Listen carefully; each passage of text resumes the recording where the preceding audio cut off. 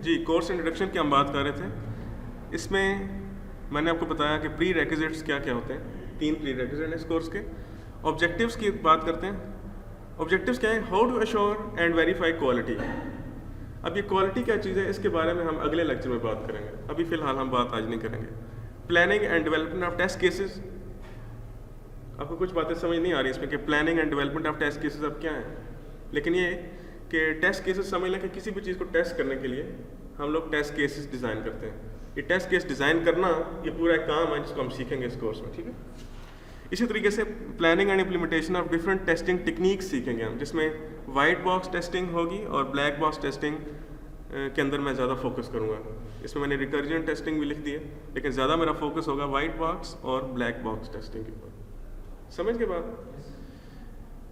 इसके अलावा हम प्रैक्टिसिंग टेस्ट मेथडोलॉजीज़ करेंगे, वो ऑटोमेटेड टेस्टिंग जो हम लैब में कर रहे होंगे साथ साथ 15 वीक्स तक लगातार जो आप करेंगे, ये तो साथ साथ काम चलता रहेगा आपका, ठीक है। कम्युनिकेशन जो होगी हमारी वो याहू ग्रुप के थ्रू होगी। वो मैंने भी बनाया नहीं है, मैं आपको अगले लेक्चर में बता दूंगा कौन सा याहू ग्रुप है। यूट्यूब चैनल भी मैं आपको अनाउंस कर दूंगा बहुत जल्द CR के थ्रू। आप ये हमारा आज का लेक्चर है। कोर्स कंटेंट्स में ये है कि फंडामेंटल्स ऑफ सॉफ्टवेयर टेस्टिंग, इसके ऊपर हम 1 वीक या 1.5 वीक लगेगा हमारा इसके ऊपर। फिर हम चले जाएंगे testing through the software life cycle. Testing through the software life through out the software life cycle. इस पर कोई 2 वीक्स हमारे लग जाएंगे। ये बेसिक्स हैं कुछ जो आपको बतानी ज़रूरी है आगे जाने से पहले, ठीक है। इसमें टेस्ट लेवल्स हैं, टेस्ट टाइप्स हैं, ठीक है। वी मॉडल है जो बहुत इंपॉर्टेंट है। वी मॉडल आपने पढ़ा हुआ कभी? वी मॉडल एक बड़ी ज़बरदस्त चीज़ है। जो बंदा भी टेस्टिंग कर रहा है उसको वी मॉडल का नहीं पता, इट मीन्स के वो टेस्टिंग छोड़ दे। फिर स्टैटिक टेक्निक्स पढ़ेंगे कुछ। ये जो टेक्निक सारी हम पढ़ेंगे, यानी कि यहाँ पे स्टैटिक टेक्निक्स जो होती हैं, ये इसमें रिव्यूज़ हैं, वॉक थ्रूज, इंस्पेक्शंस वगैरह, ये चीज़ें देखेंगे हम, ठीक है। इसमें भी 2 वीक्स लग जाएंगे हमारे। फिर टेस्ट डिज़ाइन टेक्निक्स हैं। ये बहुत मेजर एरिया है जिसके अंदर हम ज़्यादा वक्त लगाना चाहेंगे। एक बात याद रखिएगा, क्लास के अंदर हम जो टेस्टिंग कर रहे होंगे वो मैनुअल टेस्टिंग होगी, और जो लैब के अंदर कर रहे होंगे वो ऑटोमेटेड टेस्टिंग होगी। ये दोनों फ़र्क होंगी बहुत ज़्यादा, लेकिन आहिस्ता आहिस्ता आपको समझ आ जाएगी कि मैनुअल टेस्टिंग के अलग फ़ायदे हैं और क्या कहते हैं ऑटोमेटेड टेस्टिंग के अलग फ़ायदे हैं। सही। इसके अंदर हम ज़्यादा फोकस करेंगे equivalence partitioning, equivalence class partitioning इसे कहते हैं, और बाउंड्री वैल्यू एनालिसिस कहते हैं। ये ब्लैक बॉक्स टेस्टिंग की टेक्निक्स हैं, ठीक है। वाइट बॉक्स टेस्टिंग टेक्निक के अंदर हम पढ़ेंगे टेस्ट कवरेज वगैरह, डिसीजन टेस्टिंग वगैरह, इस तरह की चीज़ें देखेंगे। फिर हम चले जाएंगे आगे थोड़ा सा चल के CMI की तरफ थोड़ा सा अपना रुख करेंगे और उससे रिव्यू करेंगे कि वो क्या कहता है टेस्टिंग के बारे में, सॉरी क्वालिटी के बारे में। क्योंकि CMI का आपने नाम सुना हुआ, जो कि क्वालिटी का एक स्टैंडर्ड है, और सॉफ्टवेयर इंडस्ट्री के अंदर तो ख़ास तौर पर ये बहुत इस्तेमाल होता है। CMI level 1, CMI level 2, NetSol CMI level 5 की ऑर्गेनाइजेशन है। ये क्या चक्कर है, इसको ज़रा समझेंगे, ठीक है। ये आखिर CMI है क्या, ये क्यों ज़रूरी है सॉफ्टवेयर ऑर्गेनाइजेशन के लिए, इससे क्वालिटी कैसे आती है ऑर्गेनाइजेशन के अंदर, ये पढ़ेंगे थोड़ा सा। और इसके अंदर मैं इस एरिया पर ज़रा ज़्यादा फोकस करूँगा, कन्फिगरेशन मैनेजमेंट क्या चीज़ होती है। ऑटोमेटेड टेस्टिंग तो चलती रहेगी साथ साथ, इसलिए मैंने इसका कलर चेंज कर दिया, क्योंकि ये साथ साथ चलेगी 15 वीक्स तक। ये कुछ स्टैंडर्ड्स हैं जो इस कोर्स के पीछे चलते रहेंगे, आपको नज़र नहीं आएंगे, बैकएंड पे बैठे होंगे और ये कोर्स को सपोर्ट कर रहे होंगे। जिसमें CMI का स्टैंडर्ड है, ISTQB, international software testing qualifications board, ये बहुत बड़ा स्टैंडर्ड है ISTQB, यानी कि पूरा कोर्स इसी के ऊपर डिज़ाइन है। मैंने कोशिश की है कि ये पूरा कोर्स ISTQB स्टैंडर्ड के ऊपर डिज़ाइन किया जाए, ठीक है। अच्छा, बुक्स तो ये मैंने कुछ 1-2 लिखी हैं जो मुझे कुछ अच्छी लगी। ख़ास तौर पर ये जो पहली बुक है ये आपकी टेक्स्ट बुक है, फाउंडेशन ऑफ सॉफ्टवेयर टेस्टिंग / लिखा हुआ ISTQB सर्टिफिकेशन। ये आपकी टेक्स्ट बुक है, ये तो आपने पढ़नी है, लेकिन बाकी क्या पढ़ना है ये मैं साथ साथ आपको थोड़ा थोड़ा खुराक आपको देता रहूँगा, है। जब ये हर लेक्चर के बाद मैं आपको थोड़े से कुछ नोट्स या लेक्चर दे दिया करूँगा, रीडिंग्स के अलग और ये स्लाइड्स अलग हैं, याद रखिएगा, रीडिंग करने वाला काम अलग है। अब जरा थोड़ी सी बात कर लेते हैं, आधा घंटा हमारे पास है, कि फ्रेमवर्क ऑफ एसक्यूई क्या होता है। ठीक है, इसमें मेजर एरियाज होते हैं वो क्या होते हैं जिनको हमने टच करना होता है। ठीक है, एक तो क्वालिटी इंजीनियरिंग है, इसके पिलर्स हैं, समझ लें 3 बड़े बड़े पिलर्स हैं। क्वालिटी इंजीनियरिंग है, क्वालिटी एश्योरेंस है, क्वालिटी कंट्रोल है। सही, बल्कि इससे भी पहले मैं ज़रा इसको थोड़ी देर के लिए यूँ करता हूँ बंद, आपसे पूछता हूँ कि आपके ख्याल में ये जो क्वालिटी इंजीनियरिंग का कोर्स है ये क्यों पढ़ाया जाता है? मेरा आपसे वैसे क्वेश्चन है जी। टेस्टिंग के लिए, ठीक है, गुड। तो आपने ये बताया कि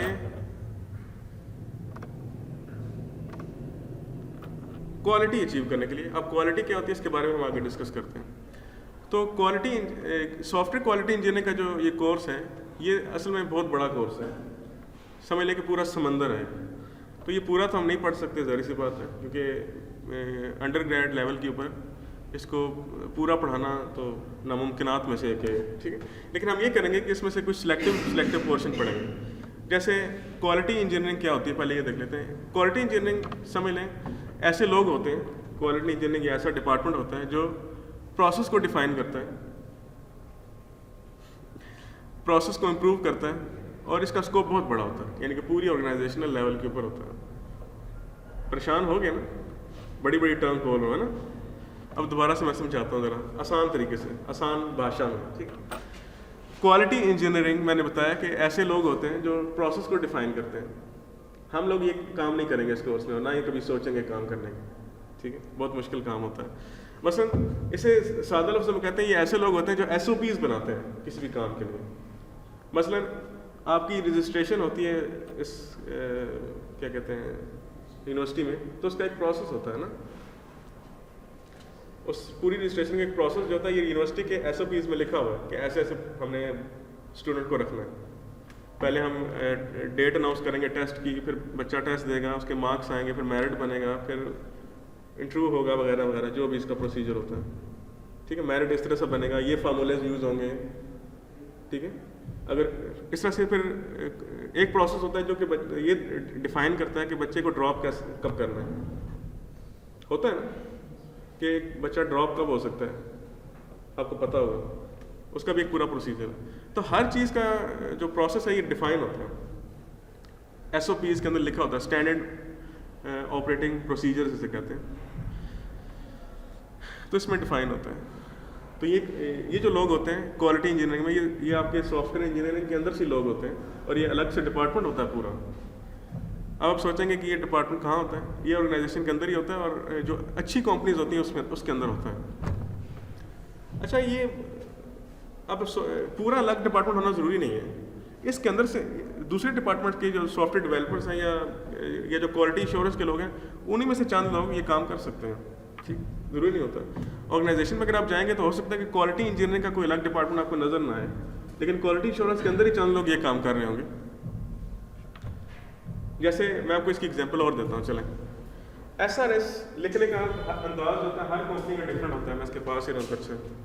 SRS लिखने का अंदाज हर कंपनी का अलग होता है, ज़रूरी नहीं कि IEEE के फॉर्मेट को वो फॉलो करेंगे। ठीक, सॉफ्टवेयर डिज़ाइन के डॉक्यूमेंट कैसे करना है, यूज़र मैनुअल कैसे डॉक्यूमेंट करने हैं, इसका लिखने का अंदाज या तरीकाकार या टेम्पलेट डिफरेंट हो सकता है। तो वो कौन बनाते हैं, ये लोग बनाते हैं ना, जिसे कहते हैं क्वालिटी इंजीनियरिंग के लोग। आपके कोडिंग के स्टैंडर्ड्स भी होते हैं कि कोड कैसे लिखना है, उसके कौन सा टेम्पलेट फॉलो करना है। बाज़ कंपनी ने टेम्पलेट्स बना कर रखे हैं। ठीक है, बिल्कुल। तो ये सारे का सारा काम जो है ये क्वालिटी इंजीनियरिंग करती है। क्वालिटी एश्योरेंस क्या करती है? To assure the quality of process through which product is to be developed और to see the conformance with the defined process. ऊपर से चलेगी बात है ना सारी, दोबारा पढ़ते हैं, बड़ी बातें लिखी हैं इसमें। To assure the quality of process through which product is to be developed, और इसका स्कोप लिखा हुआ है पूरे प्रोजेक्ट के ऊपर, प्रोजेक्ट लेवल का स्कोप है इसका। इसका मतलब क्या है, ज़रा इसको समझते हैं। क्वालिटी इंश्योरेंस क्या होती है? कि आपने ये बनाना है डस्टर ये वाला, ठीक है, ये एक प्रोडक्ट ही है ना, किसी कंपनी ने बनाई हुई है, किसी बंदे ने बनाई। अब इसको बनाने के लिए कोई प्रोसेस फॉलो किया गया होगा। वो प्रोसेस क्या हो सकता है?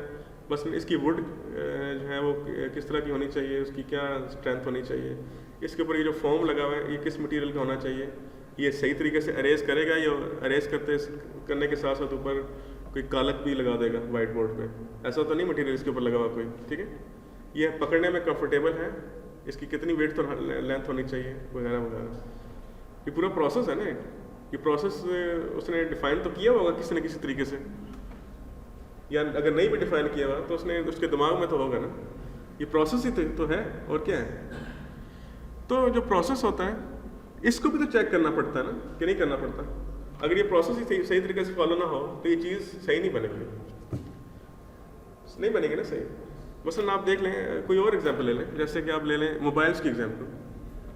ये जो मोबाइल्स बनाने वाली कंपनीज होती हैं इनके भी तो प्रोसेस होते हैं, इन्होंने प्रोसेस प्रॉपर्ली डिफाइंड किए होते हैं।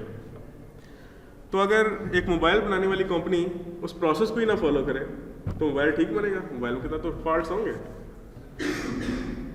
मसलन हो सकता है कि कोई मोबाइल बनाने वाली कंपनी IEEE की किसी प्रोसेस को फॉलो कर रही हो, IEEE के मुताबिक एक चीज़ डिज़ाइन या मैन्युफैक्चर कर रही है, अगर वो उसको फॉलो नहीं करेगी तो ऑफ कोर्स उसमें बग्स आएंगे, उसमें चीज़ें ख़राब होंगी, ठीक है।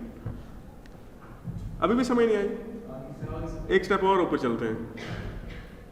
फ़र्ज़ कर लें कि आपने चिकन पुलाव बनाना है घर में, ठीक है, फ़र्ज़ कर लेते हैं चिकन पुलाव बनाना है। तो चिकन पुलाव बनाने का कोई प्रोसेस तो होता है ना भाई, उसमें कितना प्याज, ये ना कि पूरा मंडी से प्याज लेके उसमें डाल दें, ये तो नहीं होता ना, कोई प्रोसेस होता है ना। प्याज इतने डालेंगे तो तब ठीक चीज़ बनेगी, उसमें मिर्चें इतनी डालेंगी, नमक इतना डालेगा, ठीक है। चिकन को कब डालना है, किस वक्त डालना है, चावल कब डालना है, प्रोसेस है। अगर आप प्रोसेस ही फॉलो ना करें तो चावल के बजाय कुछ खिचड़ी बन जाएगी ना, कुछ और चीज़ बन जाएगी। तो this is what the process is. आप लोग रिक्वायरमेंट्स इंजीनियरिंग का कोर्स पढ़ चुके हैं ना, उसके अंदर आपने SRS वगैरह के बारे में पढ़ी होंगी चीज़ें। जो आपने पूरा जो कोर्स पढ़ा ना, बेसिकली आपने वो प्रोसेस सीखा है कि SRS कैसे बनाते हैं, ठीक है। तो अगर प्रोसेस ही ठीक ना फॉलो करें तो जाहिर सी बात है कि SRS ठीक नहीं बनेगा, और अगर SRS ठीक नहीं बनेगा तो सॉफ्टवेयर डिज़ाइन ठीक नहीं बनेगा। तो सारी चीज़ें जुड़ी हुई हैं ना इसके साथ। तो बेसिकली क्वालिटी एश्योरेंस का काम है ज़रा बड़े लेवल पे, यानी कि प्रोजेक्ट लेवल के ऊपर। अब प्रोजेक्ट के अंदर क्या चीज़ें होती हैं, बेशुमार चीज़ें होती हैं, इसके बारे में ज़रा डिस्कस करते हैं। अच्छा, क्वालिटी कंट्रोल क्या चीज़ है? क्वालिटी कंट्रोल है जब ये चीज़ बन जाती है तो इस चीज़ को चेक करो ना। प्रोसेस को तो चेक कर लिया कि ठीक है, अगर प्रोसेस ठीक है तो ठीक है, उसे छोड़ दो, अब आगे आओ। अभी जो चीज़ बनाई है जिस प्रोसेस के नतीजे में, अब वो चिकन पुलाव तो बन गया, अब उसको टेस्ट भी तो करो ना कि जैसे प्रोसेस अगर ठीक फॉलो किया था तो क्या चिकन भी ठीक बना, चिकन पुलाव भी ठीक बना। या अगर ये डस्टर प्रोसेस तो ठीक फॉलो हुआ था तो क्या ये बनने के बाद ठीक है, जैसा यूज़र चाहता था वैसे ही है? हो सकता है कि यूज़र ने कहा यार इसके ऊपर एक ना थोड़ी सी वो कोई एक रस्सी सी बना देना ताकि मैं इसको कहीं लटका सकता हूँ, तो रस्सी अगर आपने नहीं लगाई तो इसका मतलब कि फॉल्ट तो है। तो प्रोडक्ट को चेक करना, बनफ्से नफीस प्रोडक्ट को चेक करना, ये क्वालिटी कंट्रोल है। सर क्वालिटी इंजीनियरिंग में प्रोसेस डिफाइन होगा जी, उसके बाद क्वालिटी एश्योरेंस में मतलब प्रोसेस ठीक से लाइटिंग चेक होगा कि शुरू होगा, प्रोसेस चेक होगा, उसके बाद जो क्वालिटी कंट्रोल है उसमें जो प्रोडक्ट है उसको चेक करना, उसको चेक करना। तो क्वालिटी इंजीनियरिंग में कोई भी प्रोसेस डिफाइन हो सकता है, किसी तरह का भी डिफाइन कर सकते हैं जैसे ये हाँ, जो बिल्कुल, मतलब प्रोसेस से मुराद क्या है, मतलब मैं भी आपको उसमें जाता हूँ। प्रोसेस किसी आप सॉफ्टवेयर के बंदे हैं ना, तो आप किस तरह के प्रोसेस आप डिफाइन करना चाहेंगे। रिक्वायरमेंट इंजीनियरिंग हमने कैसे करनी है, ये पूरा एक प्रोसेस होगा। रिक्वायरमेंट इंजीनियरिंग मतलब हमने पहले बंदे भेजने, इंटरव्यू करेंगे, वो कैसे रिक्वायरमेंट्स को कैसे हम लिखेंगे, फिर उसको कैसे रिफाइन करेंगे, पूरा प्रोसेस होता है ना, ये लिखा होता है प्रॉपर। अच्छी ऑर्गेनाइजेशन में प्रोसेस लिखे होते हैं। क्वालिटी एश्योरेंस में चेक होगा ये फॉलो हो रहा है। हाँ, क्वालिटी एश्योरेंस के हो सकता है कि यही लोग हों जो कि क्वालिटी एश्योरेंस कर रहे हैं, वो क्या करते हैं कि चेक करते हैं क्या ये फलाना बंदा उस प्रोसेस के मुताबिक ही काम कर रहा है। मैं आपको इसकी और एग्जांपल देता हूँ, आपको ज़्यादा अच्छी समझ आएगी। ये PEC वाले आते हैं हमारा ये तो करते हैं, क्वालिटी एश्योरेंस ही तो कर रहे होते हैं। हाँ भाई, आप बताएं आप क्या पढ़ा रहे हैं, आप इसमें ये चीज़ें पढ़ा रहे हैं, ये भी तो पढ़ानी चाहिए थी आपको, ये क्यों नहीं पढ़ा रहे? तो एक क्वालिटी एश्योरेंस ही तो कर रहे होते हैं, और क्या कर रहे होते हैं, समझ के बात है। ये जो PEC वाले आते हैं ना, आप लोग तो बड़े मज़े से बैठे होते हैं, हमारे धुएँ निकले होते हैं उस दिन।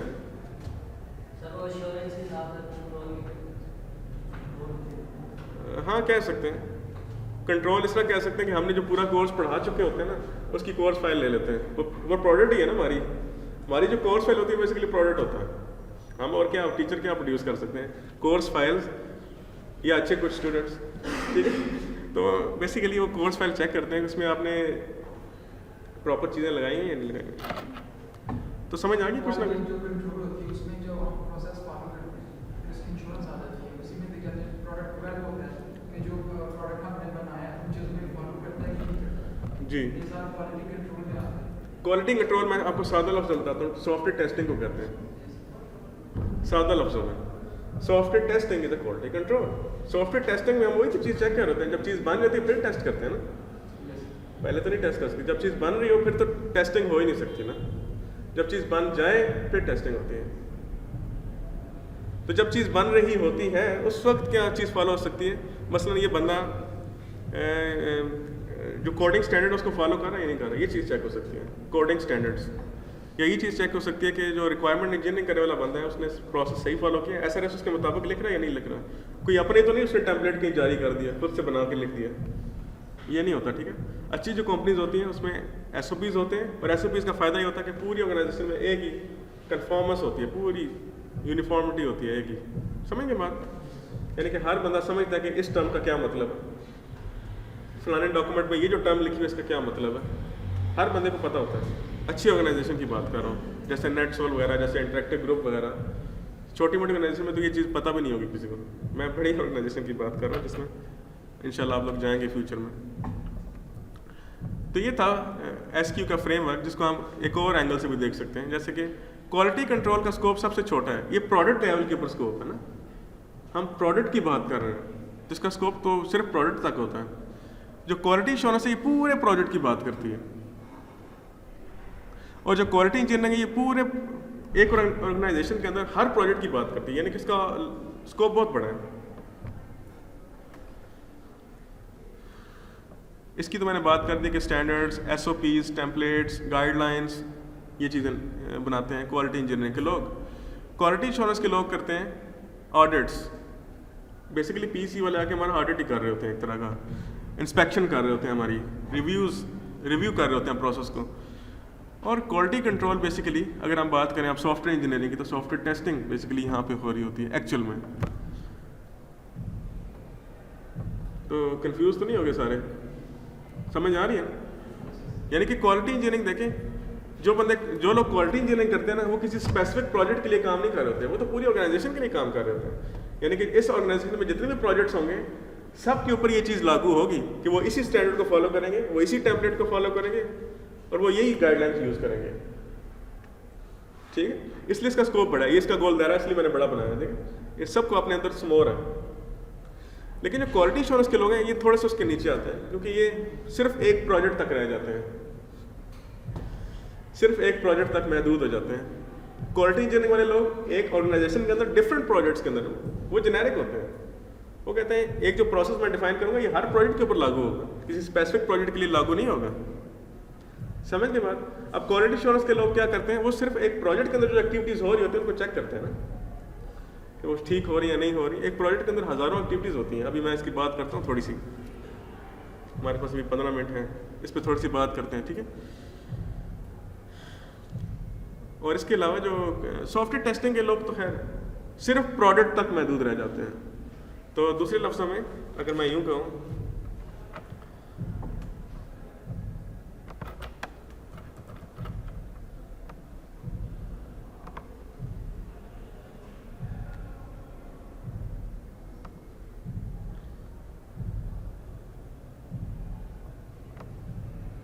इसकी रेजोल्यूशन में काफ़ी इश्यूज हैं, लेकिन आपको रिकॉर्डिंग में ये नज़र नहीं आएगा, ठीक है। यानी कि मैं ये कह रहा था आपसे, मैं ज़रा इसको ज़रा लिख दूं तो बेहतर है। ये जो चीज़ है जिसकी मैं बात कर रहा हूँ सबसे ऊपर, इसका ताल्लुक है आपकी क्या कहते हैं ऑर्गेनाइजेशन के साथ, ठीक है, पूरी ऑर्गेनाइजेशन के साथ इसका ताल्लुक। ये क्या इंस्टॉल करना शुरू हो गया भाई, समझ गए बात। क्योंकि इन्होंने क्या करना होता है, जिस तरह के प्रोजेक्ट्स हो रहे होते हैं उनके लिए SOPs डिफाइन करने होते हैं। ये किसी स्पेसिफिक प्रोजेक्ट की बात नहीं कर रहे होते, समझ गए बात? जैसे इस यूनिवर्सिटी में जो बंदा बैठ के रजिस्ट्रेशन का प्रोसेस डिफाइन कर रहा था, उसके माइंड में आप तो नहीं थे, उसके माइंड में तो जेनेरिक सब स्टूडेंट थे। इसी तरीके से ये, लेकिन जब हम बात करते हैं इस बंदे की, ये इस जगह पे बैठे हुए बंदे की, थोड़ा सा ये, यानी कि मैं इसकी बात कर रहा हूँ, सॉरी थोड़ा सा ज़रा पावर पॉइंट पे लिखना थोड़ा मुश्किल हो रहा है मतलब। ये इस बंदे की क्वालिटी एश्योरेंस, ये क्या करता है, ये प्रोजेक्ट टू प्रोजेक्ट स्पेसिफिक होता है। मतलब ये प्रोजेक्ट है, ये इसको चेक कर रहा है क्या इसके अंदर कन्फॉर्मेंस है या नहीं। एक प्रोजेक्ट के ऊपर फोकस है ये। अब एक प्रोजेक्ट के अंदर हज़ारों चीज़ें होती हैं, और ये जो बंदा होता है, मैं इसकी बात करता हूँ, ये जो यहाँ पे बैठा हुआ बंदा है, ये इस प्रोजेक्ट के अंदर, इस प्रोजेक्ट के नतीजे में जो प्रोडक्ट बनी है ना, ये उससे मुतल्लिक है। इस प्रोजेक्ट के नतीजे में क्या निकलेगी, कोई प्रोडक्ट ही निकलेगी ना। जब एक प्रोजेक्ट पूरा चलता है तो कोई ना कोई सॉफ्टवेयर प्रोडक्ट ही बनती है ना। तो उस प्रोडक्ट को चेक करने वाले लोग क्वालिटी कंट्रोल के, यानी कि इनका स्कोप छोटा है ना। तो अब ये स्कोप, ये जो आपको सर्कल नजर आ रहा है, ये स्कोप को डिफाइन कर रहे हैं इस डायग्राम के अंदर, ठीक है। तो मेरे ख्याल से आपको मैं समझाने में पता नहीं सक्सेसफुल हो गया हूँ, आपको समझ आ गई होगी, इतनी मुश्किल बात नहीं है इसमें। आपका जो, अच्छा आप देखते हैं ज़रा बड़े लेवल पे सोचते हैं। अभी हम इस कोर्स के अंदर ज़रा इस लेवल पे होंगे, इस लेवल पे, ये जो लेवल एग्जीक्यूशन, जो पूरा आपका प्रोजेक्ट होता है ना, उसके अंदर ये लेवल्स होते हैं, इसकी फेजेस होती हैं कुछ, ठीक है, जिसमें इनिशिएशन होती है। अब ये क्या होती है, इसको छोड़ें, अभी आप पढ़ेंगे, SPM में पढ़ेंगे प्लानिंग कैसे की जाती है, ठीक है। रिकॉर्डिंग चल रही थी, बंद हो गई थी, ठीक है।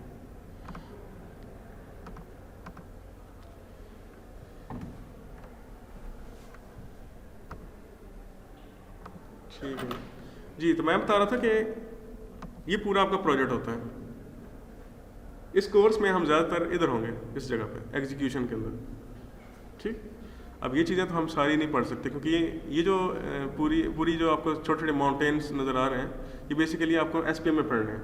लेकिन इसके अंदर हम एक छोटी सी चीज़ पढ़ेंगे जिसे हम टेस्टिंग कहते हैं, ठीक है। अब मैं ज़रा आपको बताता हूँ कि असल में ये डायग्राम मैंने क्यों बनाई। एग्जीक्यूशन के अंदर आपका सॉफ्टवेयर डेवलपमेंट लाइफ साइकिल होता है। अब ये डिफरेंट फेजेस हैं, पूरे प्रोजेक्ट के डिफरेंट फेजेस हैं। पूरा प्रोजेक्ट है ना, आपने कोई चलाना है पूरा प्रोजेक्ट, तो उसके ये डिफरेंट फेजेस हैं, initiation, planning, execution, closing. Execution के अंदर असल में आपकी इंजीनियरिंग हो रही होती है, जिसे हम कहते हैं सॉफ्टवेयर डेवलपमेंट लाइफ साइकिल। ये उसके अंदर एक छोटी सी चीज़ होती है। तो जो आपका प्रोजेक्ट मैनेजर होता है, वो ये सारी चीज़ें देखता है, खाली सॉफ्टवेयर डेवलपमेंट लाइफ साइकिल नहीं देख रहा होता। समझ गए बात या नहीं? मेरे ख्याल से नहीं समझे। जो आपका प्रोजेक्ट मैनेजर होता है, वो ये पूरा सॉफ्टवेयर प्रोजेक्ट लाइफ साइकिल देखता है।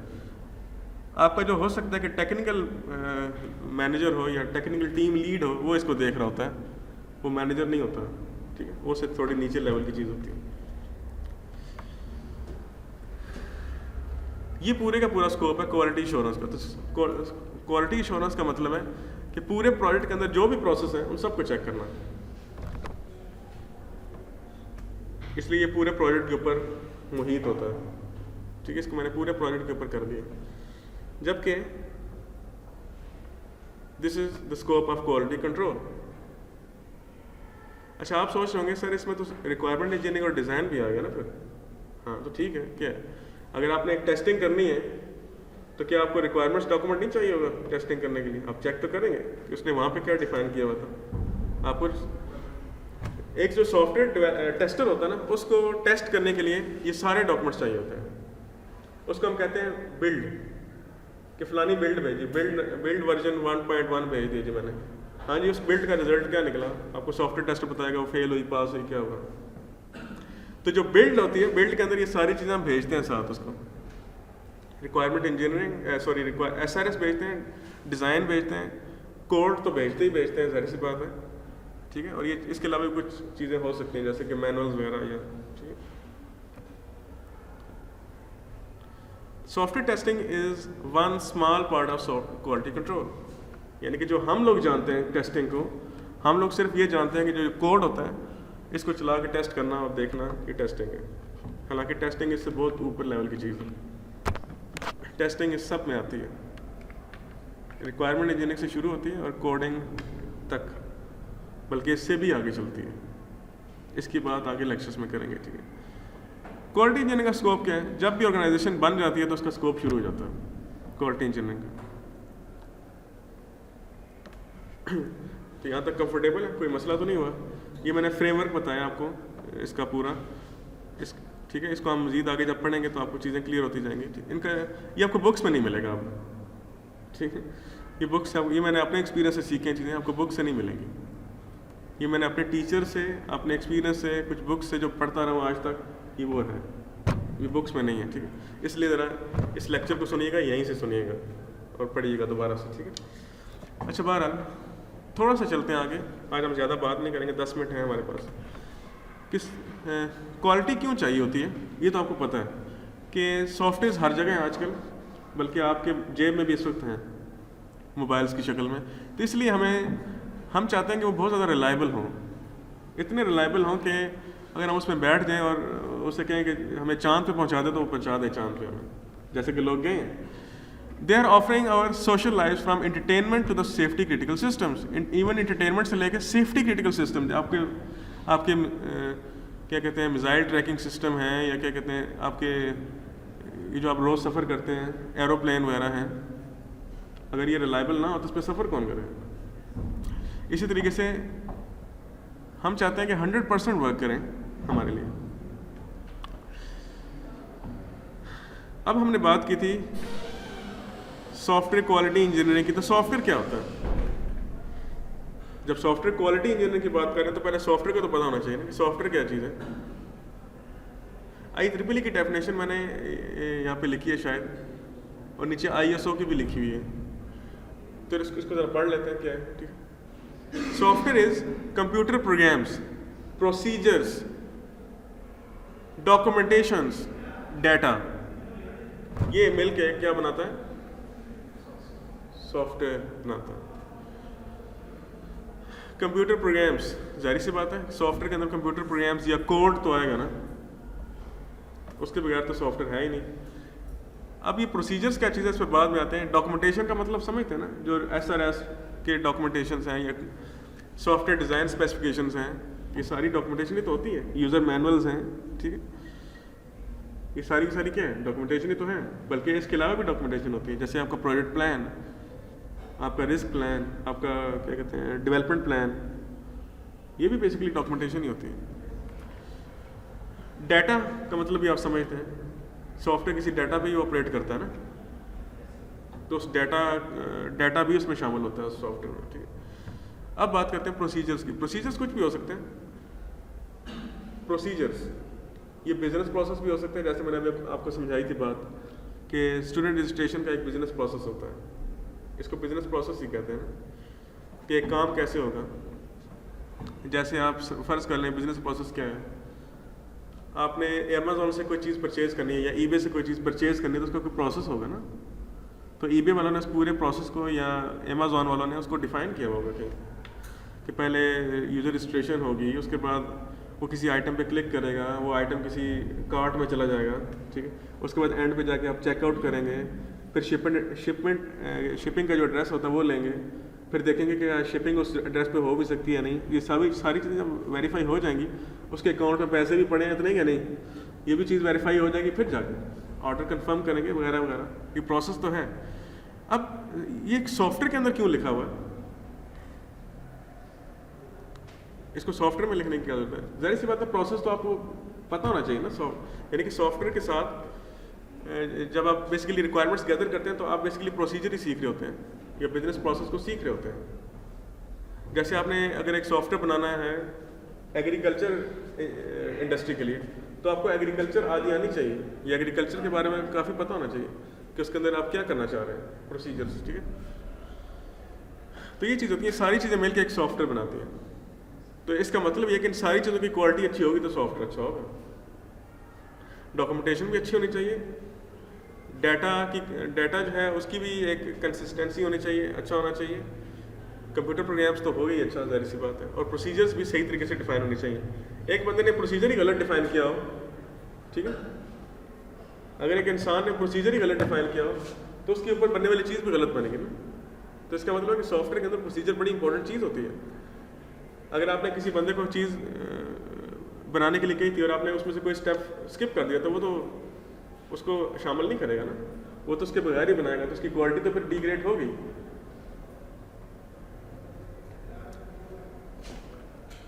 ये छोटी सी डेफिनेशन है जी, यहाँ तक क्लियर है, कोई मसला तो नहीं। ये सॉफ्टवेयर क्या होता है, सॉफ्टवेयर के ये डेफिनेशन मैंने क्यों बताई है, इसलिए बताई है क्योंकि सॉफ्टवेयर के अंदर खाली कंप्यूटर को यानी कि कोड नहीं होता, इसमें और भी चीज़ होती है, डॉक्यूमेंटेशंस भी होती हैं, प्रोसीजर्स भी होते हैं, डाटा भी होते हैं, सबकी क्वालिटी अच्छी होना ज़रूरी है एक सॉफ्टवेयर को चलने के लिए। तो हम लोग यही समझते हैं कि जैसे कि सॉफ्टवेयर जो कोड होता है उसकी टेस्टिंग अगर आपने कर ली है वो ठीक है तो आपका सॉफ्टवेयर हाई क्वालिटी का है, नहीं, ऐसी बात नहीं है। अभी भी मैंने थोड़ी देर पहले बात की थी क्वालिटी कंट्रोल के स्कोप की। क्वालिटी कंट्रोल का स्कोप आपको पूरे सॉफ्टवेयर डेवलपमेंट लाइफ साइकिल के ऊपर चलता है।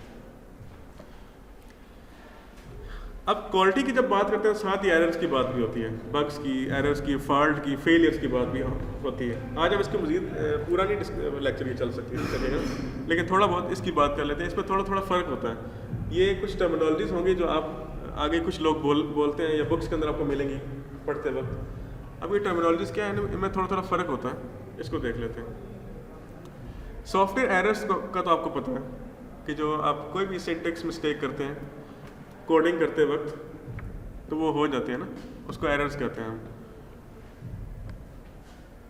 क्यों जी, आपने प्रोग्रामिंग की हुई है C++ में, शुरू में 300-400 एरर भी आ जाते हैं बाज़ का, ठीक है, ऐसा होता है या नहीं होता? हालांकि आप लोगों ने एक सेमीकोलन बेचारा मिस किया होता है और उसकी इतनी बड़ी सजा देता है वो आपको। इसलिए मैं C++ नहीं पढ़ाता स्टूडेंट्स को। वो कहते हैं सर एक सेमीकोलन ही तो मिस किया था, ये 300 एरर क्यों आ गए? और जो ही सेमीकोलन आप लगाते हैं 300 से एरर आ जाते हैं 1 पे। बंदा कहता है यार इसे तो बंदा 2 लगाएगा है C++ को, ये किस तरह का कंपाइलर है जो 300 एरर देता है और फिर एकदम 1 कर देता है। अच्छा, पाइथन के अंदर इंटरप्रेटर है लगा हुआ, मैं पाइथन पढ़ा रहा हूँ तो उसमें इंटरप्रेटर है, उसमें एरर आता है जहाँ पे अपनी गलती करनी है वहाँ पे एरर शो करता है, वहाँ पे रुक जाता है थोड़ी देर के लिए, कहता है यार ये गलती है, ऐसे दूर कर लो, तो ज़्यादा एरर शो नहीं करता, स्टूडेंट परेशान भी नहीं होते उससे। ठीक, तो जब ज़्यादा एरर्स आते हैं ना तो फिर स्टूडेंट्स के हाथ में फूलना शुरू हो जाते हैं, ये तो पता नहीं कोई अलग दुनिया की मखलूक है। ये आपसे रिलेटेड चीज़ है, ये आप बहुत करते हैं इसलिए आपको पता है, इसको मैं ज़्यादा नहीं बताऊँगा। ठीक है, आगे चलते हैं। सॉफ्टवेयर फॉल्ट क्या होते हैं? जब एक सॉफ्टवेयर बन जाता है तो फिर उसको दे दिया जाता है जिसके लिए बनाया गया होता है, यानी कि आपका कस्टमर। ऐसे ही है ना, इस प्रोसेस को कहते हैं डिप्लॉयमेंट। कभी वर्ड सुना आपने डिप्लॉयमेंट का? डिप्लॉय करना, मैं सॉफ्टवेयर डिप्लॉय करने जा रहा हूँ, इसका मतलब होता है कि किसी ऑर्गेनाइजेशन में जाके एक्चुअल इन्वायरमेंट के अंदर उस सॉफ्टवेयर को इंस्टॉल करना, उसको चलाना, उसको यूज़ करना, इसको कहते हैं डिप्लॉयमेंट। और डिप्लॉयमेंट करने के लिए पूरी टीम जाती है आपकी, आप कहते हैं टीम भेजते हैं जिस ऑर्गेनाइजेशन उसमें किसी यहाँ पे मस्ट में जो सॉफ्टवेयर लगाया गया होगा तो कोई टीम आई होगी कॉमसेट से। अभी जो CMS आया, आपको पता है CMS चल गया आपका मस्ट का, आप लोगों के ऊपर लागू नहीं होगा, वो आप नए जो स्टूडेंट आ रहे हैं उसके ऊपर लागू होगा। तो ज़ाहिर सी बात है कॉमसेट से कोई टीम तो आई होगी जो यहाँ पे चला के तो प्रॉपरली तरीके से यहाँ पे गाइड करके प्रेजेंटेशन दे के गई होगी कि कैसे यूज़ करना है ना इसको कहते हैं, इस पूरे प्रोसेस को डिप्लॉयमेंट कहते हैं। तो उस डिप्लॉयमेंट करते वक्त उसके यूजर्स के वक्त जब कोई एरर आ जाता है तो उसको एरर नहीं कहते, उसको फॉल्ट कहते हैं। ठीक है, डिप्लॉयमेंट करते वक्त क्योंकि देखें यहाँ पे कौन से लोग बैठे होते हैं, यहाँ पे आपके सॉफ्टवेयर डेवलपर्स बैठे हैं जो कोड कर रहे हैं, बना रहे हैं। वो एरर जो ही निकलता है वो सॉफ्टवेयर टेस्टिंग टीम की तरफ भेजते हैं उसको, यानी कि जब आप कोई चीज़ बना लेते हैं तो सॉफ्टवेयर टेस्टिंग टीम की तरफ भेज देते हैं। सॉफ्टवेयर टेस्टिंग टीम उसको चेक करती है, अगर एरर हो तो उसको नोटिफाई करती है और यहाँ से। लेकिन जब सॉफ्टवेयर कस्टमर के पास चला गया फिर वो एरर नहीं होता, फिर वो फॉल्ट कहलाता है, यानी कि एक टर्मिनोलॉजी बोली जाती है, इसमें यार कोई फॉल्ट है। असल में वो टीम होती है आपकी पूरी, जो आपकी डेवलपमेंट टीम होती है, वही इसको ट्रिगर आउट करती है, उसको ट्रबल शूट करती है, देखती है कि ये फॉल्ट क्यों आया, फिर उसको ठीक करती है। अभी यूज़र ने एक्चुअल में इस्तेमाल करना शुरू नहीं किया होता, वो उसको ट्रेनिंग दे रहा है, अभी डिप्लॉयमेंट हो रही है, तो जहाँ पे जो एरर्स आते हैं उनको फॉल्ट कहते हैं। लेकिन अब वो डेवलपर्स भी चले गए, लो भाई आप संभालो तुम अपना काम, मस्ट वालों, सब कुछ CMS दे के चले गए। अब जो मिस्टेक्स आएंगी या गलतियाँ आएंगी या बग्स आएंगे उसको हम फेलियर्स कहते हैं। तो यहाँ पे जब कोई भी हम रजिस्ट्रेशन करते वक्त आपका सिस्टम क्रैश हो गया या कुछ हो गया तो उसको हम एरर नहीं कहेंगे, ना ही उसको फॉल्ट कहेंगे। हम कहेंगे यार ये तो फेल हो गया, सॉफ्टवेयर फेल हो गया, फारग हो गया, इसमें ये तो काम हो ही नहीं रहा। एक यूज़र यही वर्ड बोलता है, यार ये तो फेलियर हो गया, इसमें कोई काम नहीं कर रहा, फेल हो गया। तो समझ आ गई टर्मिनोलॉजी ये क्या है? ये आपके डेवलपर एंड पे, ये आपके कस्टमर एंड पे जब डिप्लॉयमेंट हो रही होती है, और ये आपके जब डिप्लॉयमेंट करके चले जाते हैं तो जो एरर्स या बग्स आते हैं उसको फेलियर का नाम दिया जाता है। अब ये फेलियर क्यों आते हैं? ज़ाहिर सी बात है, एरर्स क्यों आते हैं? एरर्स तो ज़ाहिर सी बात है प्रोग्रामर की वजह से आते हैं। जब एरर, और जो प्रोग्रामर्स होते हैं वो इंसान होते हैं, ऐसी बात है ना, कोई खलाई मखलूक तो नहीं होते या फरिश्ते तो नहीं होते ना जिनको पता नहीं चल रहा हो। लाइट चली गई है, चलें, वैसे भी आखिरी स्लाइड चल रही थी हमारी। तो ना ही वो फरिश्ते होते हैं कि उनको पता ना चले कि वो सारी गलतियां रिमूव करके दे दें, ठीक है? फरिश्ते तो नहीं होते, तो गलती तो वो कर सकते हैं। और सॉफ्टवेयर टेस्टिंग के जो लोग होते हैं वो भी फरिश्ते नहीं होते, उनसे भी तो गलती रह सकती है। हो सकता है कि वो चीज़ सही तरीके से टेस्ट ना कर सके और उसमें गलती रह जाए। और जब डिप्लॉयमेंट हो रही होती है तो उसमें जो लोग आए होते हैं उसको डिप्लॉय कर रहे होते हैं वो भी फरिश्ते नहीं होते, उनसे भी तो कोई फॉल्ट रह सकता है। हो सकता है कि वो कोई ऐसा सिनेरियो चलाए ना जिसमें फॉल्ट ना आए, जिसमें फॉल्ट मतलब ना आए। तो वो जो फॉल्ट जब रह जाता है ना तो फिर वो बाद में जाके कहीं वो डॉर्मेंट होता है, छुपा हुआ होता है। जब भी कोई यूज़र उस जगह पहुंचता है, कोई ऐसा सिनेरियो वो चला जाता है जो कि पहले नहीं कभी चला होता, तो फिर वो जो छुपा हुआ या डॉर्मेंट जो एरर होता है ना वो सामने आ जाता है एकदम। इसे कहते हैं फेलियर्स।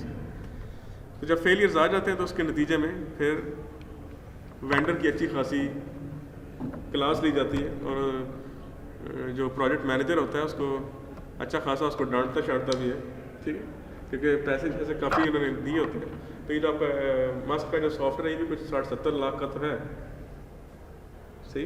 तो छोटी अमाउंट तो नहीं है। अगर इतनी अमाउंट आपने दी है उसके बावजूद चीज़ ठीक नहीं है तो इट मीन्स के गुस्सा तो आएगा ना। तो ये जो सॉफ्टवेयर एरर्स होते हैं ये मैंने बताया कि प्रोग्रामर्स की वजह से आते हैं। फॉल्ट जो होते हैं ये आपके डिप्लॉयमेंट करते वक्त जब आप सॉफ्टवेयर को एक्चुअल सिस्टम में रख के चलाते हैं और बाद में जब यूज़र उसको यूज़ कर रहा होता है उस तरह जो चीज़ें आती हैं उसको फेलियर बोला जाता है। तो यहाँ तक रुक जाते हैं और कल से इसको कंटिन्यू करेंगे यहाँ से आगे, ठीक है?